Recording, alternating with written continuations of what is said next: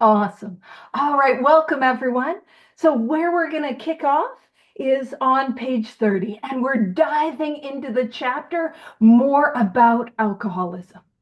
And so this chapter, what we're going to really be doing is we're going to have a laser beam focus on the obsession of the mind. We're going to do, especially this week, we're going to talk a bit about the allergy of the body, but we're going to do a deep dive as we go through more about alcoholism, looking at the obsession of the mind and why it is so important that we're going to focus on that is because the allergy of the body, I mean, that makes the situation not great, right? It is not great that when I take a drink, I cannot stop. It is not great that when I take a mind-altering substance, man, off I go, I burn my life to the ground. But what makes my predicament hopeless? What makes this a situation where I am in need, desperate need of help, is the obsession of the mind. The fact that when I am sober, I have a thought that takes me back again and again and again to that first drink, drug, compulsive, or addictive behavior, whatever is bringing you to this all-inclusive study. And as we go through more about alcoholism, one of the things that we are going to do is we are going to look for and identify some of the synonyms for the mental obsession, or as Kathy likes to call it, cinnamons. So it's a flavorful word that, no, I'm sorry, I just think it's fun. Yeah, it's the best. Flavorful words that mean the same thing as that original word. So we're going to find words that are pointing to the obsession of the mind. All right, more about alcoholism, page 30, diving in. So it says, most of us have been unwilling to admit that we were real alcoholics. And I think most of us is most of us. Do you know what? Very few people like show up to the rooms of 12 step, whatever is your 12 step fellowship, and is like, oh boy, I super de duper have this thing, and I've got no objections with the program of recovery. I'm super willing to do all of it, and I have a clear cut picture of what's going on in my life.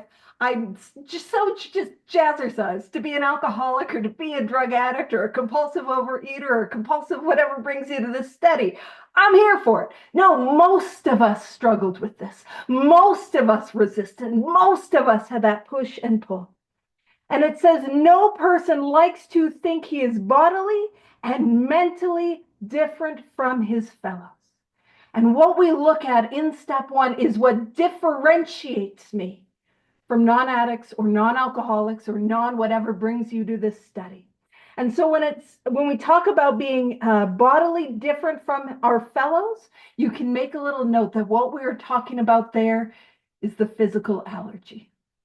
And what we're talking about is that thing that happens once I start to drink, once I start to use, once I engage in that addictive behavior, that thing, I do it and a switch flips off and I need more. And the more that I go, the more that I need to go. And I cannot control the amount that I take. And if that sounds like welcome. That's not great, but we're glad you're here because we got a problem. Now, when it says mentally different from our fellows, make a little note that what we're talking about there is the obsession of the mind. And again, when we're talking about being mentally different from our fellows, we're talking about that thought that happens when I am as sober as I am today, but my illness is untreated. That thought in my mind that tells me this time will be different, that nobody will ever know, that I'll go out for 3 drinks, or I'll go out for 6 drinks, or my problem is crack, but I can drink like a lady, or my problem is alcohol, but I can smoke crack like a lady. The real ones know it's pinkies up, or it looks like I'm going to kill myself anyway, so why don't I get drunk? Why don't I get high? You know what I mean? That thought that takes me back again and again and again to the first drink or drug or addictive behavior, whatever is bringing you to this study. And if that sounds familiar, yep, that's us. Like, that's it. That is how we diagnose this illness. Lack of control, physical allergy, lack of choice, mental obsession. And it is an experience that people that do not have this illness do not relate to, do not understand. We are different from our fellows. And it says, therefore, it is not surprising that our drinking careers, and I always make the joke, I really did make a career out of it. It's the only career I ever had. And oh, let me tell you, I was climbing that corporate ladder. You know what I mean? I wasn't doing this 9 to 5. I was working overtime, burning that midnight oil. You know what I'm saying? The 401k, not great. It turns out what was in there is pitiful and incomprehensible demoralization. Benefits weren't good. Emissions, shoes, and and wet pants. Those were the benefits. No dental coverage or anything for this one. So, therefore, it is not surprising that our drinking careers have been characterized by countless vain. And to be in vain means, girl, it didn't work. You don't have to write that literal definition. Girl, it didn't work. But what it means is it was fruitless. It did not work. Vain attempts to prove that we could drink like other people. My drinking life has been marred with experience after experience after experience that I have the physical allergy, that I cannot control it once I pick up, once I drink, once I use. And it says the idea that somehow, someday, he will control and enjoy his drinking is the great obsession of every abnormal drinker. And I want us to make a note, great obsession, that is a synonym, or if you're feeling fancy, a cinnamon for the mental obsession. And I want to point out the idea that somehow, someday he will control and enjoy. If you've ever been in a situation where you went out and maybe you were like hanging out with, work people, or just, when you're trying to keep a lid on it, maybe you promised your spouse that you weren't going to do it, that you were going to, no, I'm going to drink responsibly. And you have like one or two drinks and you just frickin' holding on until you can get home and drink how you need. You know what I mean? If I am controlling it, I promise you I am enjoying it. I am not enjoying it. And if I am enjoying it, there is no control. And if I'll just throw it out here, is there anyone here that ever had to sneak their drinking or sneak their drug use? You know, anyone here?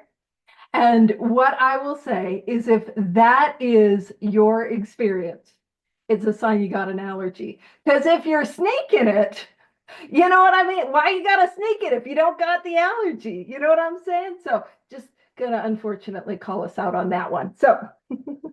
So the great obsession of every abnormal drinker, that I will control and that I will enjoy this drinking.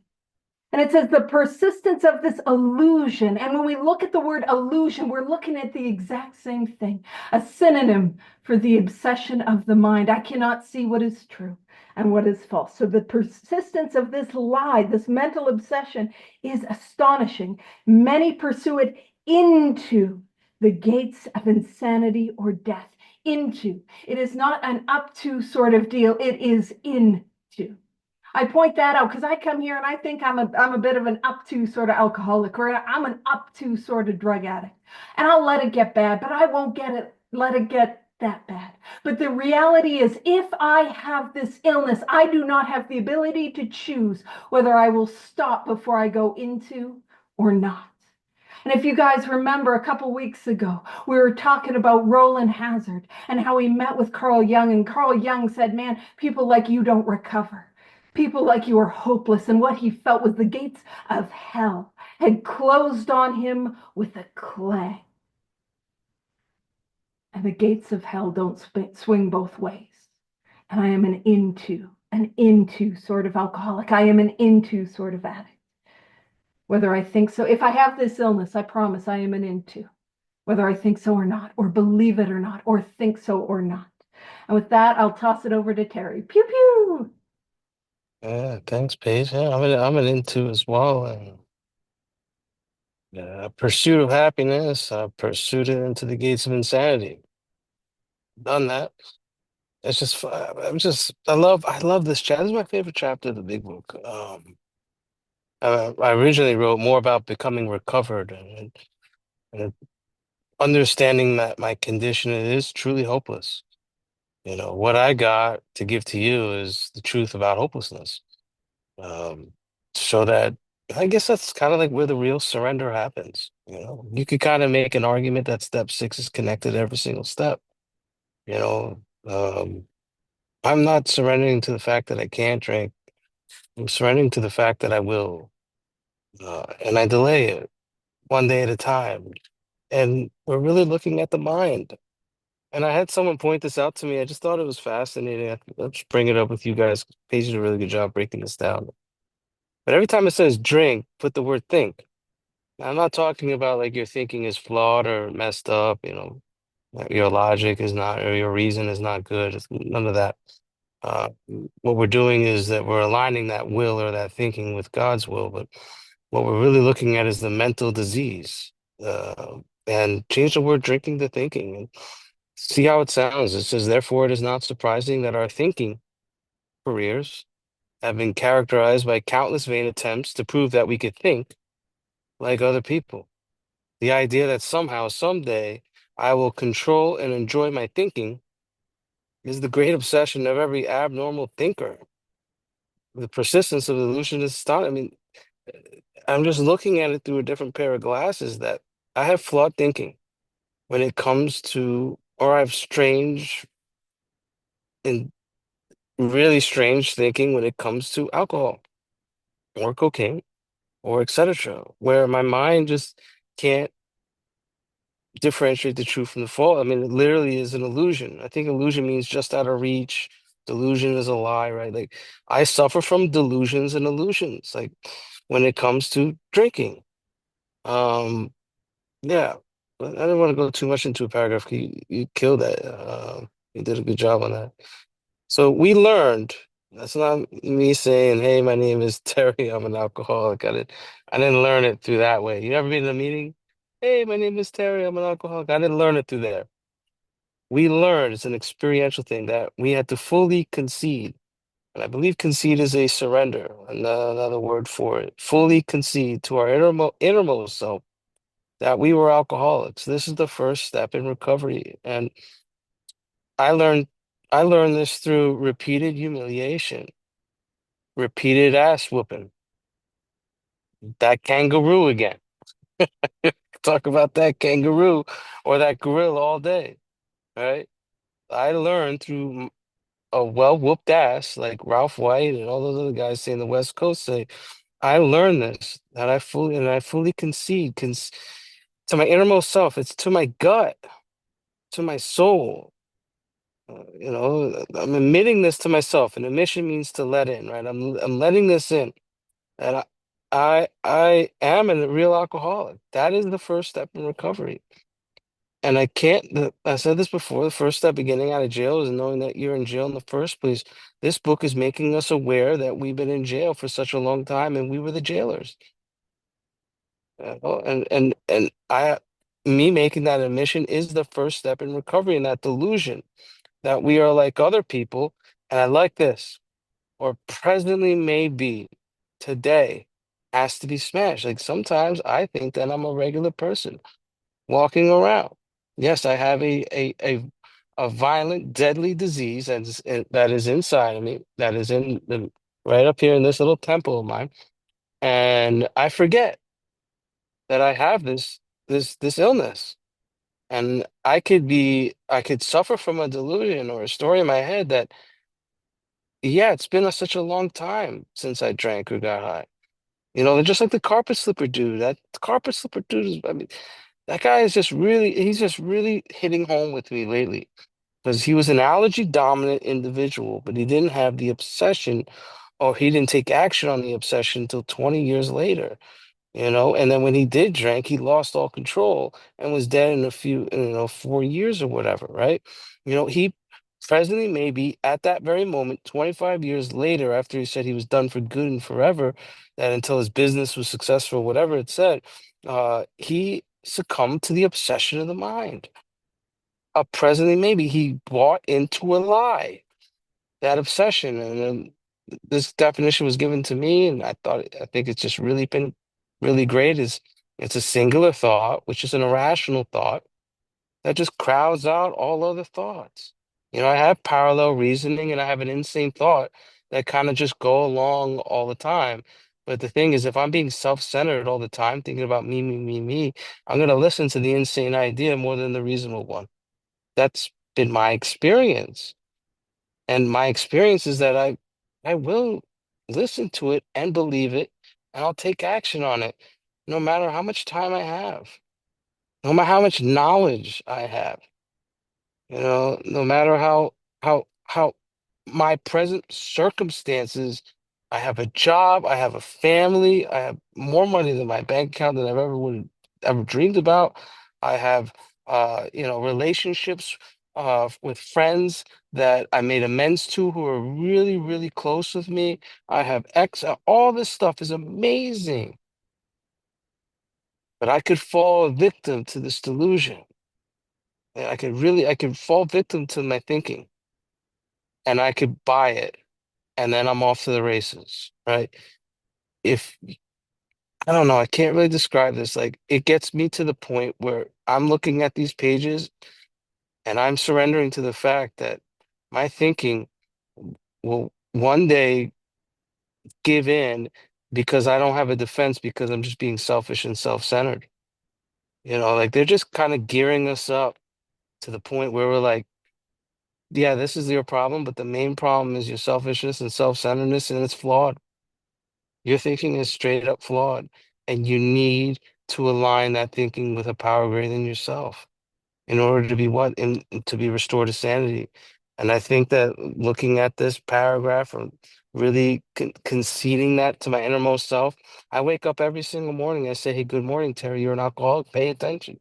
Like, well, you know, pay attention. I forget. I forget how bad life was. I should not forget about how bad life was a week ago. I had a crappy week last week. That was a long time ago, right?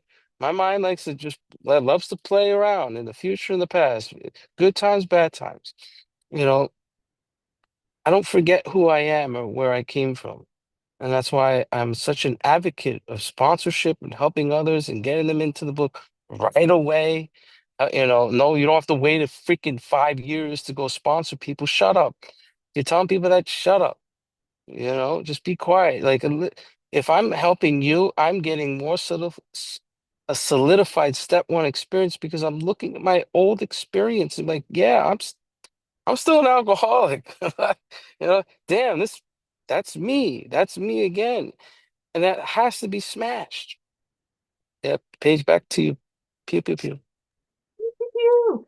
What I was doing was I was looking up conceit in my 1930s dictionary, and let's be honest, Howard's got a better definition than what I got in my 1930s dictionary. And so what I've got is concede is to yield and admit.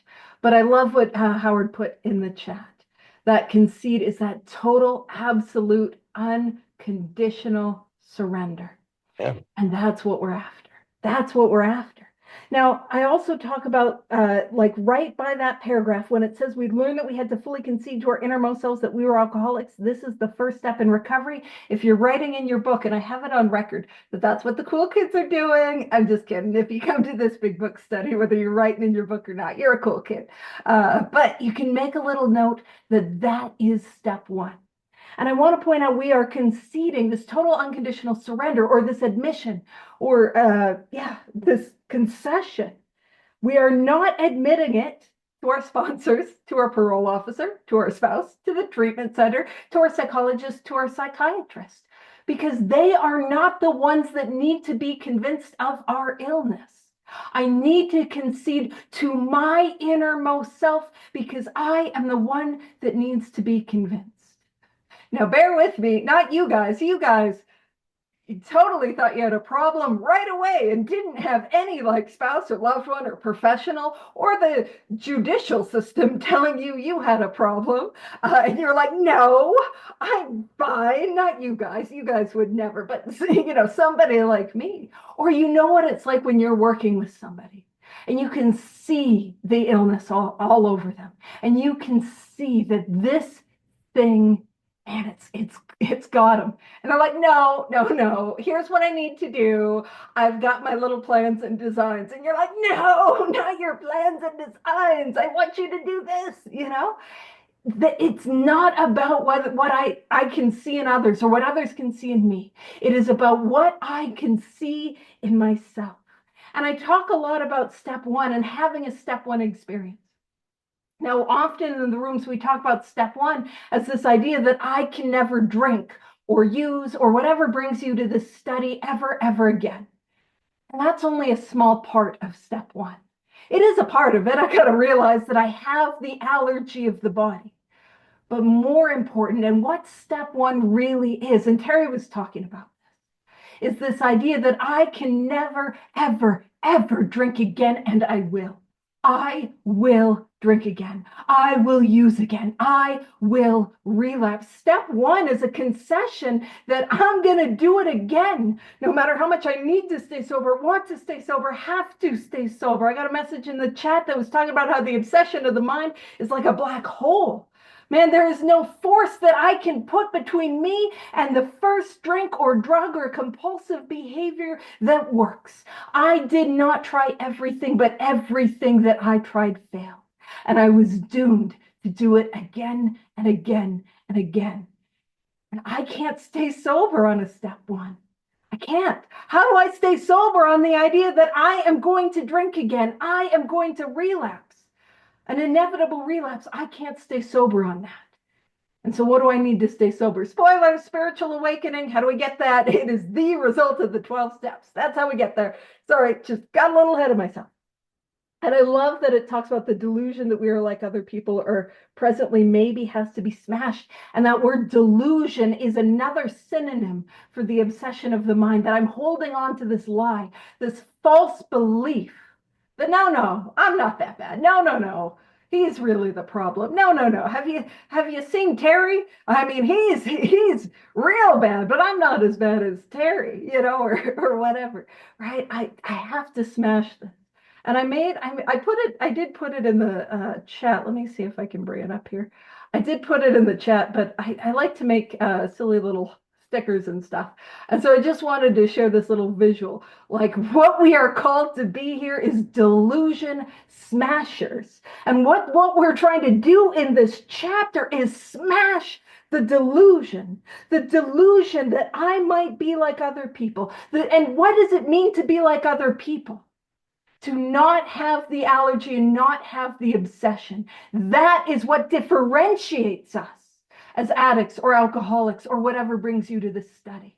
I need to smash the delusion and see clearly, do I have this physical allergy? And do I have the obsession of the mind?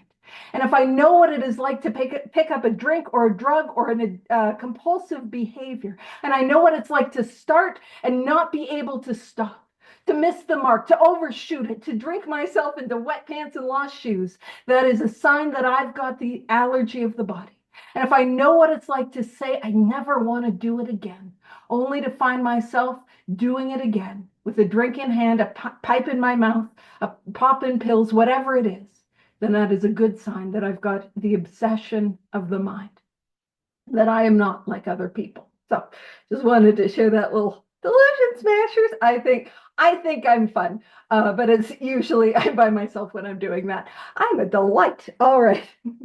So it says, we alcoholics are men and women who have lost the ability to control our drinking. As we talk about here, the control is the allergy of the body. That I have lost the ability to drink like a lady. I have lost the ability to have 3 drinks and put it down every single time. I have lost the ability. It's gone and I will never get it back. Sorry, that's what it's going to say. It says, we know that no real alcoholic ever recovers control. And again, the control is the physical allergy. All of us felt at times, so that's all of us. So and this is a beautiful, oh gosh, thank you. This is a beautiful example of the book meeting us where we're at. Because it's like, it knows where it's like, no alcoholic ever recovers control. Well, hey, actually, there was this one time back in 2008 where I had 3 drinks and my pants stayed dry and on and dry. That's the goal. Did not make that goal that often. But that one time in 2008 or that one time back in 04, whatever it is, right? It's meeting us where we're at, because it's like, hey, we know that all of us have felt it at times that we were regaining control. Hey, you probably felt like, hey, girl, hey, look, I got this thing. Look at me. Look at me. I'm drinking responsibly. But was this not our experience? But such intervals, usually brief, rude, rude, were inevitably means, girl, always, always, pretty well always, followed by still less control, which led in time to pitiful and incomprehensible demoralization. Ah, my old friend. And that pitiful and incomprehensible demoralization. I mean, that is the coming to the end of myself. That is that feeling you're scraping yourself off the bathroom floor. And those who have been coming to this for a while know that, oh, Paige is trying to be classy, a bathroom floor, not behind the dumpster. But you scrape yourself off the bathroom floor and you can't look yourself in the mirror. Your skin is crawling and you hate who you are at the depth of your being, and you don't want to face another day like that. That is pitiful and incomprehensible demoralization. And it says, we are convinced to a man. And to a man is an expression that means without exception. So we are convinced that without exception, alcoholics of our type are in the grip of a progressive illness. Over any considerable period, we get worse, never better.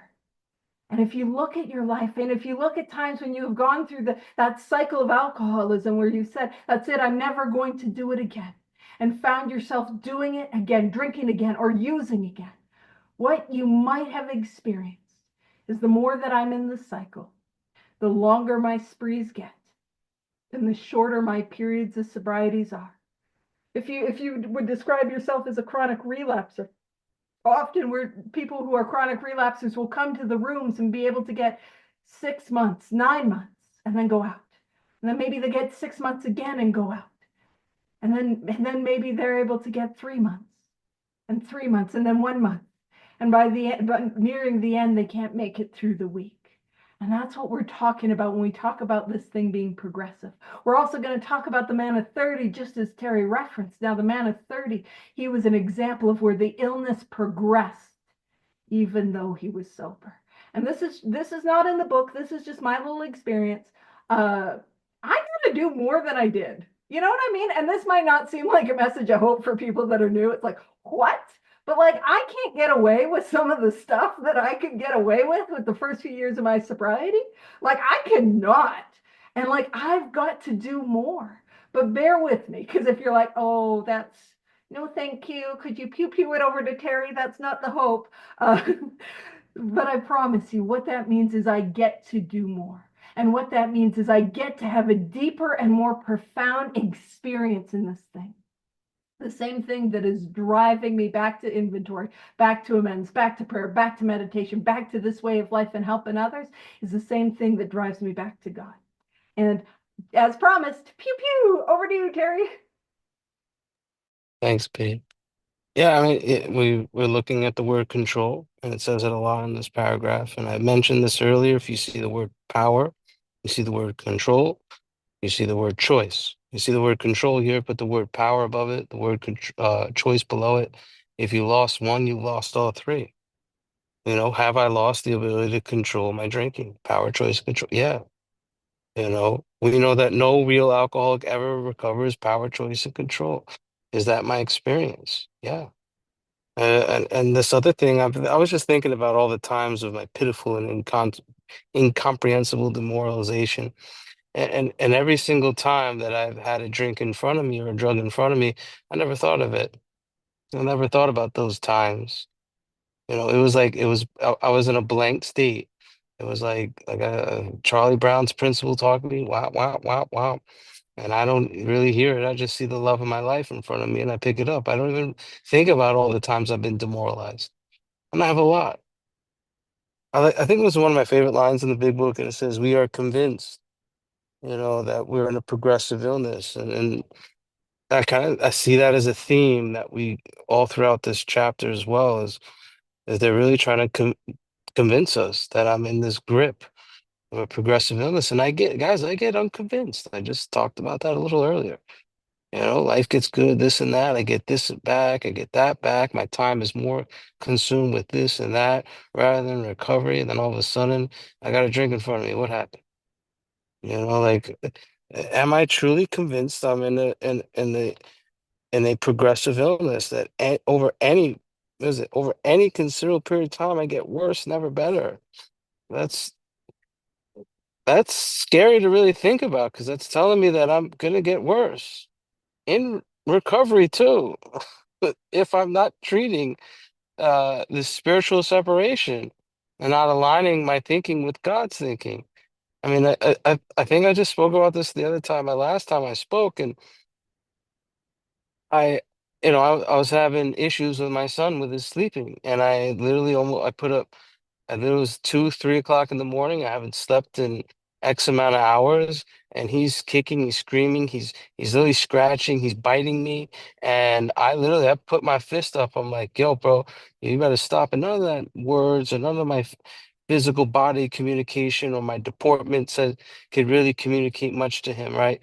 But I was acting as being angry, and I was so angry and so pissed off at my kid. And later on, I fell back asleep after he fell asleep. And you know what happened? I had a drinking dream. I haven't had one in 5 fucking years. Sorry for my language. In 5 years. This happened last Thursday or Friday, I think, something like that. It was probably Friday night. I don't think I talked about it here. And that's what happens. Like, am I convinced that that I have this mind that says drink solution, drink answer, and will fantasize and even dream about it? I mean, normal people don't have that. This is all about convincing me that I have this illness, that it gets worse. I have to offset it with spiritual progress. Same thing's happening. My illness is getting stronger. That's why I have to, what does it say, stay in fit spiritual condition at the same time to offset it.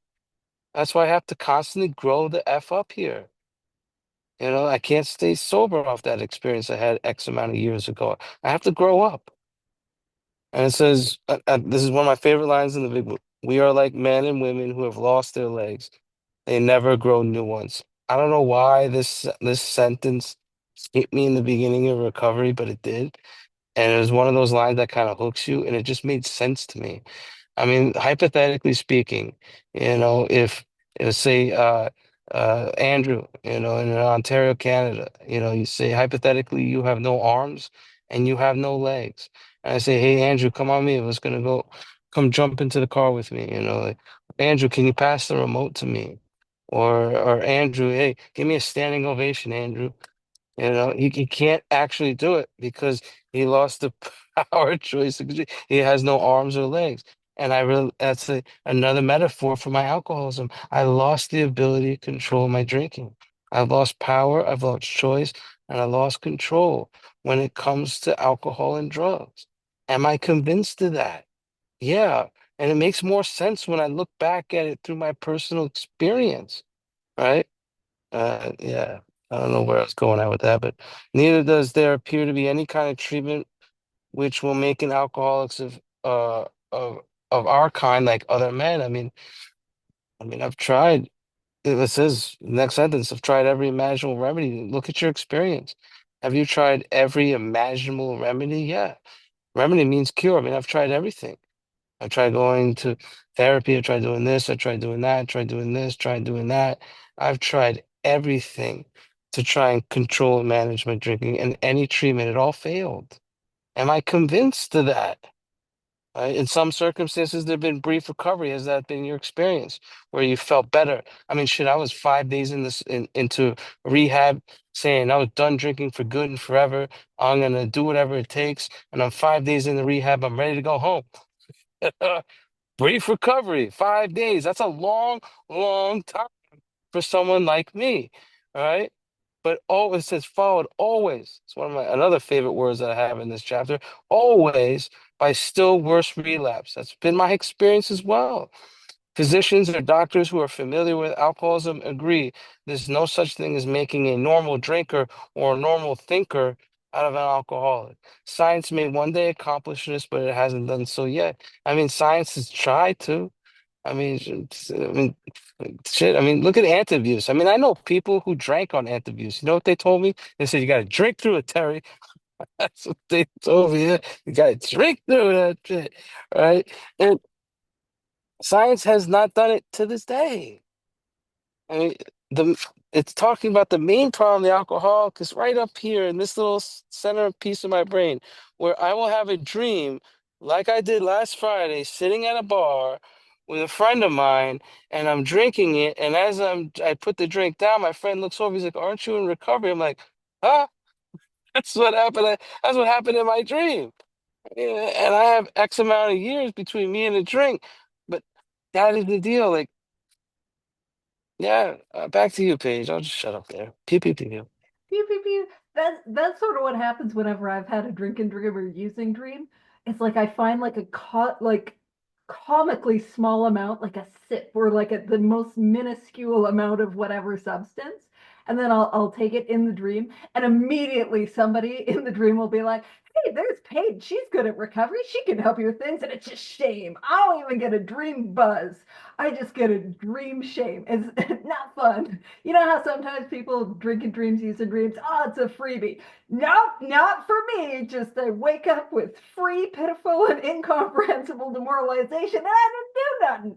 Alrighty. So, what I will say, I do have an affinity for the line, we are like men who have lost their legs, they never grow new ones. And it is lovely of you, Terry, to think that people wouldn't say, hey, Paige, why don't you give us a standing ovation? Don't take that stuff sitting down, Paige. I get that stuff a lot. Now I've been going through some stuff, so I've been a little off. We read this at my home group, and I didn't do this last night. But a lot of times when we are reading this part of the book, and this is only funny in an in-person meeting. Some of you haven't picked up why this is funny yet. I may or may not explain it, but this is only funny at an in-person meeting when it says we are like men who have lost their legs. They never grow new ones. I think it's funny to go, oh, what? What? They don't come back? I'm sitting in a wheelchair, by the way. Not now, but like in the in-person meeting. And I just and then the people that know me are absolutely over it and do not find that funny or interesting. But but that's what I like to do. And they will give you a lot of guff. They will be like, "Oh, Paige, why don't you do some squats? Like, come on." But yeah, I love that idea. We're asking us to do something that is impossible. And as what we've been talking about, have I tried other remedies?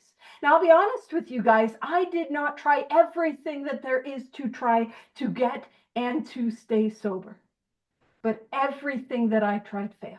Everything that I tried failed. I could not find a solution for permanent, contented sobriety. Oh gosh, thank you. Yeah, online people aren't sick of me yet, which is shocking. Shocking. Thank you for coming, even if it's for Terry. We can't miss Terry. He's the best. Uh, and so, as what's been said, like, did I try? Did I try other ways to get sober? If you're hanging out with us on a Friday night, probably. To be honest with you, I won't besmirch Terry's name, but listen, if you're hanging out with me, he gotta be as bad. It is bad. You know what I mean? I often refer to myself as the last resort for the truly desperate. Ta-da! If you're asking me for help, you're in trouble. Uh, and when it talks about like science may one day accomplish this, but hasn't done so yet. I'm going to point out some of the stuff that science has accomplished. Howard put in the chat, like, yeah, likely not. It likely won't accomplish a solution for alcoholism, a solution for the allergy, and a solution for the obsession of the mind. Um, we're all hanging out on a computer.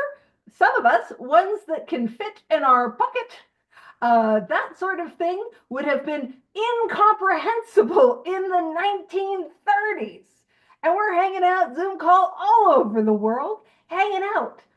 That's what science accomplished.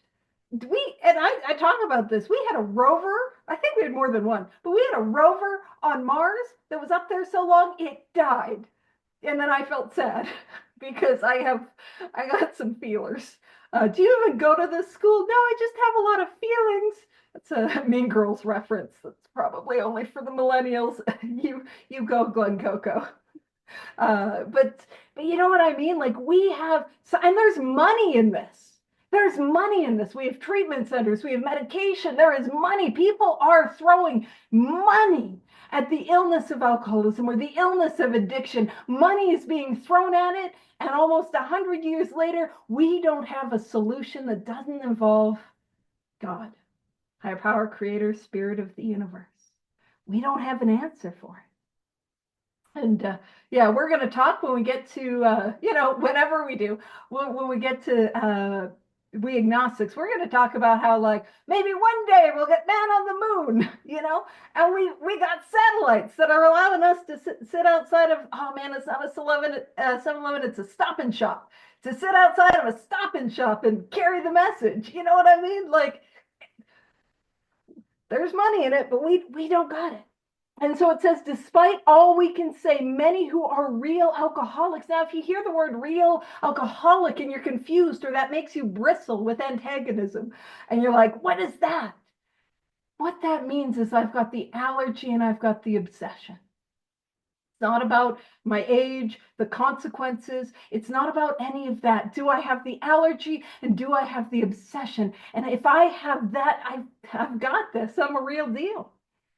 And it says, but many who are real alcoholics are not going to believe they are in that class. What? People like us? Being in denial of our predicament? I don't want to give up the only solution that I know. So I got to cling to it with everything that I got. You know what I mean? We also have that cling wrap. Do you guys remember there was that cling wrap that you'd put it on the thing and then you put your finger around it, it would just stick? I never had that. I just assumed it worked. We have cling wrap that won't stick to itself, but will stick to the Tupperware. You know what I mean? We've got science and technology. But we don't got a cure for alcoholism. I know. It's bad. The ADHD that I do not have is bad today. All right. So it says, by every form of self-deception and experimentation. When we talk about self-deception and experimentation, you can make a little note that that is the synonym, or as I prefer to say, cinnamon, that is in reference to the obsession of the mind. And when we talk about self-deception, that is lying to myself, that inability to see the truth about who I am, and the experimentation. I used to joke, I only did this in sobriety because nobody found my alcoholism and drug addiction funny. But I used to joke that I'm not an alcoholic. I'm just really into time travel. It's a Tuesday, and I come to on a Friday. You know what I mean? Like I'm just into time travel. Or if you're somebody like me that's, listen, I don't have a drug and alcohol problem. I am just really into science. I'm running some experiments here. What happens if I do a little bit of crack and I mix it with a little bit of, you know what I mean? It's science. I'm being scientific. And of course I got to throw in some of those stolen pharmaceuticals. You know what I mean? Little spice on that cocktail. Science. And it says, prove themselves exceptions to the rule, therefore non-alcoholic. So what is the rule? The rule is if I've got the allergy and the obsession, I am definitely an alcoholic. Now on page 44, it's going to say, or not and. But that is the rule. That is the benchmark of what it means to have this illness, the obsession and the allergy. Now, I can see clearly I got the obsession and the allergy, but I'll hold on to anything to be like, no, it was just a bad run. It was bad luck. It was my ex. He's the problem, And it says, if anyone who is showing the inability to control his drinking, again, what we're pointing to there is the allergy of the body, can do the right about face, and a right about face is a 180, not a 360, because if you do a 360, you're back where you started. But we're going to try to do a 180 and end up with a 360 is what we're going to do. But if anyone who's showing an inability to control their drinking, if anyone is showing signs that they have the allergy of the body, can do the right thing, right about face, and drink like a gentleman, our hats are off to them. In my case, drink like a lady. Pinkies up. A distinguished person, a fancy pants McGee. That's the technical term, fancy pants McGee. Uh, it's in the DSM. It's fancy pants McGee's don't have alcoholism, but if you're able to do the 180 and have control over your alcoholism, our responses, hats off to you. Hats off to you. And the reality is, oftentimes when I'm working with people, or I love people, or I care about people that have this illness, my responsibility is to give them the information about the illness, but I have to let them have the dignity of their own experience. So if somebody is absolutely convinced, no, I've got it this time, I can drink like a lady, I might gently point to the evidence that they've probably shared with me that they cannot. But I got to let them have the dignity of their own experience. By the way, if you're like, I can't let them do that, try to stop an alcoholic from drinking. Try to stop an addict from getting high. You got no power and control over that anyway. And one of two things will happen. One of two things will happen. The first thing that will happen, that could happen, there's two possible outcomes. The first possible outcome is they do it. Ta-da! They're able to do it responsibly. Dry pants every time, both their shoes, living life, paying the rent. They're able to do it. Amazing, great for them. And if that's awesome, and if that's their experience, awesome. I gotta let them have it. But if that's not their experience, if they're going to have the allergy and the allergy and the allergy, and they'll have that pitiful and incomprehensible demoralization, it might be the thing that convinces them and allows them to concede to their innermost self. I got to be convinced. And actually, we're going to see, probably not tonight, based on how we're doing for time, probably next week with Terry and Howard, pew pew, the first of two experiments. So if you're like, listen, Paige, I'm just into science. Well, we got two experiments coming next week that we're going to talk about. And it says, heaven knows we have tried hard enough and long enough to drink like other people. Is that my experience, that I have tried hard enough and long enough to control and enjoy my drinking? And the reality is, if I got to a place where I have to quit, probably.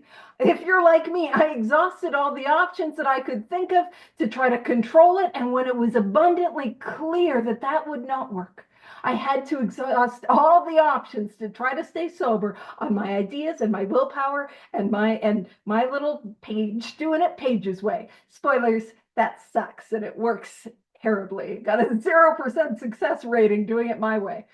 This way works. Over to you, Terry. Pew pew. Pew pew. I was just thinking, it's by every form of self-deception and experimentation. And you guys ever seen True Blood on HBO?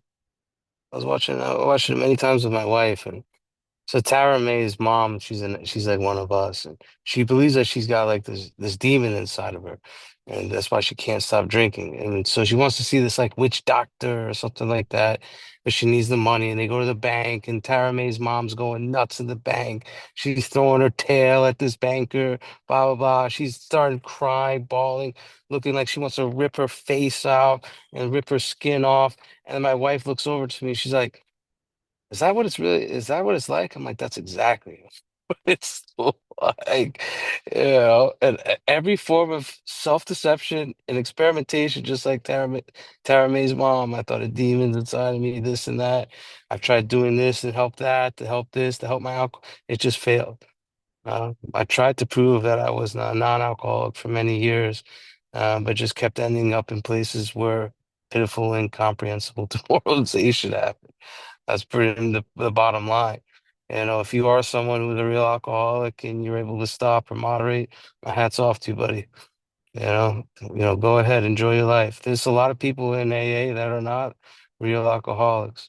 Read this book, more than once. Combine the first three words on the top of page 112 and combine it with the first three words on page 32. It says, read this book more than once. See if you are one of us. All right, and they're going to show us all the methods we have tried to control and manage our drinking in this next paragraph. And when I read this paragraph, it was another hook to me.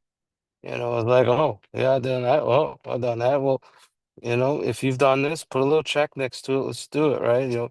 Here are some of the methods we have tried. Try to control my drinking, right? Drinking beer only. Yeah, I done that. I tried doing that. It did not work. Limiting the number of drinks. Who's tried doing that? Oh, I'm just gonna have a drink tonight. It's funny when I hear when anyone come up to you and be like, "Hey, want to have a drink tonight?" You know what I'm thinking? Let's get effed up. That's what I hear. I don't hear one drink. I hear let's get smashed, right? No, no, I've tried it, but it didn't work. Never drinking alone. Yeah, I was, I was an a-hole when I started drinking with other people because I was so, I was a slob. I was the kind of cat that I would be a Superman out of the bar, right? By bouncers, that's who I was, right? We're never having it in the house. Yeah, I tried doing that, then I succumbed to that because I needed it the next day. I needed it after I used your cocaine and I still had my cocaine in my pocket, but I didn't want to share it with you because I needed it for later on that night, But I needed it later on that night, so it was in the house. And then all of a sudden I'm looking for everywhere in my house for it, and I can't find it because I'm so goddamn good at hiding things from my wife that I couldn't find it myself. Right? I mean, all right, what's the next one? Drinking, what is it? Drinking only at home. Yeah, I tried doing that, but then all of a sudden I started love drinking in my car. This is my safe haven. This car, 2019, 2019 Camry. That's the same year I got sober. I've done lot of drinking and driving, a lot of cocaine use and driving. I remember I got back this car. The first thing I did was that there's a little holder up here, if you guys can see it. You see this little thing right here? First thing I did was go like this to check if there was any white powder in there. The first thing I did when I got back, it was like automatic. It was like part of my body. It was part of it was part of my mechanics, I guess, right? All right, where was I? Never drinking during business hours. Well, that lasted until the end. I mean, I was the general manager of a health club. I started drinking and drugging at work. I mean, I couldn't even walk out the door without, having something in me just to feel normal. Now, I had to keep that going at work too, because I'm a guy who keeps a job. So the only way I could keep a damn job at the very end was to stay lit up, which just meant to be uh, just stay feeling okay and not in withdrawal or not going through the DTs. When I was a manager, I could just leave and come back anytime I like, which was a dangerous cocktail for someone like me. But drinking only at parties, tried that. Switching from scotch to brandy or from Coke to crack. Well, I did that. I had a heart attack. Yeah. Drinking, drinking only natural wines. I did that. Fell down a flight of stairs. I played beer pong with wine. I mean, who did that? So I ran out of beer and I put wine in it. And then I'm walking up the stairs. I'm like, oh, sheesh, shiesty. I'm trying to fall down the stairs going backwards. Right? Where was I? Oh, I'm going back memory lane here. Agreeing to resign if ever drunk on the job. Yeah, no, I didn't do that. Taking a trip. Not taking a trip. Yeah, yes, yes, those were type of means that I've tried to control and manage my drinking was to try to go take a trip to feel better. But in the end, wherever I go, there I am, right? Acid trip. Yeah, it's got me. Yeah, I end up in La La Land, right? Yeah, I remember I was playing NBA 2K1000 and I thought I was kicking ass in NBA 2K and I was on acid and I was playing the game and after I was done, I looked at the scoreboard, it was 102-4 when I was on acid playing that thing. Acid's crazy drug, man. I loved it. Okay, where was I? Swearing off forever. Who's done that? I mean, I meant it too. Like I've met was it a solemn oath? Oh no. Yeah, with or without a solemn oath. Like I meant it. I really meant it. And I'm high and drunk within an hour. Taking more physical exercise, shit. And I mean, I used to be a workout fiend. I mean, I thought the gym would keep me sober. If I was physically better, I wouldn't even. It was like me going to meetings. Like, oh, I'm gonna go to a physical meeting to feel better and stay sober. Or it's just like me going to a gym. I'm gonna work out all the time just to stay sober. Another way of me controlling and managing my drinking. It did not work. Just did not. I stopped going to the gym. I didn't have time for that. I had a career to take care of, right, Paige? My drinking career, right? My career was way more important. I put a lot of OT into that baby, right? Reading inspirational books, that's a fun one. You know that the big book is actually, when I read that the last time, this popped out at me. This is an inspirational book.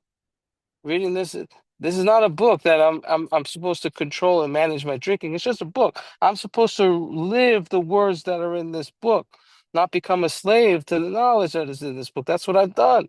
I've tried to control and manage my sobriety through obtaining knowledge to and sobriety so I could sound cool, look cool, and all that other stuff in a way that I thought it was helping me stay sober, but it did not. I almost thought about drinking and sobriety. Almost happened. Okay, where was it? Going to health farms or sanitariums or rehabs. I've tried doing that. I mean, I've put myself in position. I put myself, I needed to be locked up. I wanted to be locked up, right? In order to control and manage my drinking. But I still wanted to get high and drunk in these places. I mean, who's ever been to rehab and got high and drunk? I have. Who's ever had a thought about drinking or getting high in sober living or in a rehab? I have, right? It that isn't it, yeah. We talk when we get to page 60, we're going to talk about no human power to relieve our alcoholism. Like, and I think we talked about it, and there's a solution. Rehab's a human power. I was just talking to these two new guys earlier in the meeting at my home group, and they just got out of treatment. I got both. I approached their ass. They didn't get my number. I got their number. I texted them, right? And they were talking like, yeah, there's a guy there in the same inpatient rehab for 4 months. And I was like, why? That's a way of managing and controlling his alcoholism. I know someone in sober living when I was in Minnesota who was in sober living for 4 years. 4 years. I mean, sooner or later, you're going to have to be welcomed back to the land of the living and live without this stuff. I mean, what happens when that day comes? Most likely, you will drink again, right? Go, or was it? We can increase the list in tonight. I mean, and I'm reading all this, and if I'm not convinced, and if you're reading this, and this book is meant for the real, or it's supposed to appeal to the real alcoholic, and it's not appealing to you, they're going to give you a test. The next paragraph's a test. Well, this book is not telling you don't drink, right, Howard? It's not telling the book. The next paragraph tells us to go drink, right? To go get a knowledge and have an experience that you are a true alcoholic. All right, I'm going ahead of myself, and it's 9:01, and I got to go back to the babysitter. I love you guys. I'll still be on, but my camera will be off. But I got to go walk back to relieve the babysitter.